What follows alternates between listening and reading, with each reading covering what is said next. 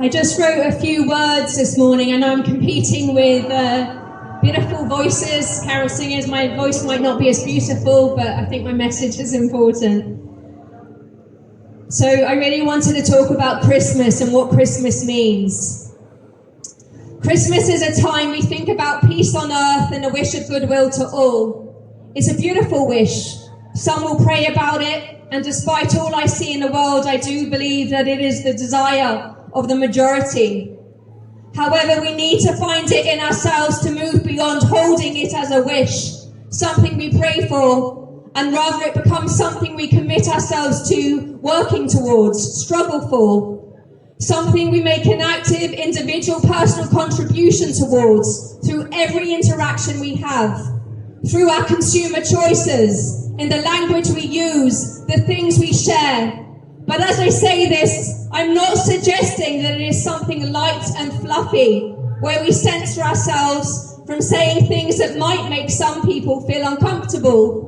For peace and goodwill cannot come into being if there is an absence of true justice, and it can and must never exclude any group of people, because the moment we exclude a group on the basis of their ethnicity, religion or colour, it immediately becomes unachievable. More than that, it endangers all of us. We need to be wise enough to recognise this. The Palestinian people, as I stated recently, are the most dehumanised people on our planet. Even uttering Palestinian or Palestine is considered controversial, despite 8 decades of oppression, dispossession and now genocide. Their struggle for liberation is considered complicated.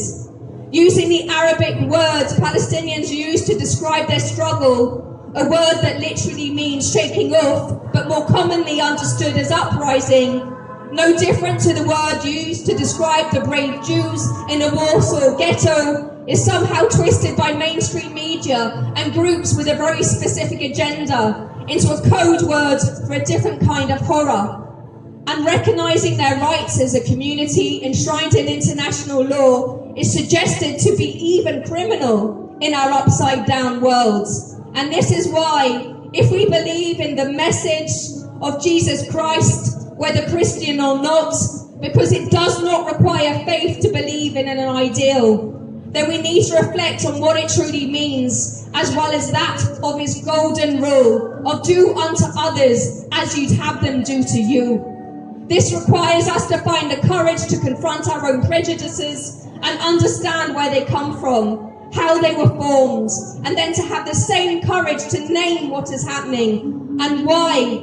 And the why must necessarily include being brave enough to recognise how our governments in the West, alongside, yes, Arab governments, are actively complicit. Because as Francesca Albanese has highlighted in her reports, there is a killing to be made in genocide, and this is a heartbreaking reality. We can do better, brothers and sisters, and we must, as I have said so many times before. What we have witnessed unfold in Palestine, the most televised genocide in our history, is a stain on our collective conscience, and it debases all of us. And what we need to truly understand is that whether we like it or not, our futures, our lives are inextricably linked, for good or bad.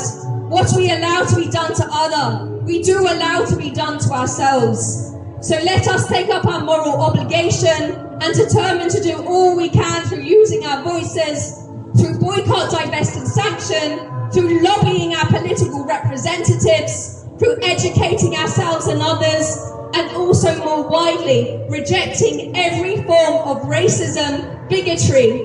And yes, that includes not just anti-Palestinian racism, but also real anti-Semitism, which requires us to ensure that we do not accept the conflation of Israel and the Jewish community, and Zionism, a political ideology of over a little 100 years, and Judaism, an ancient and beautiful faith, as this endangers our Jewish brothers and sisters further. I have focused on Palestine, but I also ask you to consider similarly of our brothers and sisters in Sudan, the Congo, who are also being subjected to genocide, as well as to remember all oppressed and brutalised groups around the world. May our gift for Christmas this year, brothers and sisters, and for all future ones, be to embody in our every utterance, choice and action a true and just peace and goodwill to all. Merry Christmas and free, free! Free, free!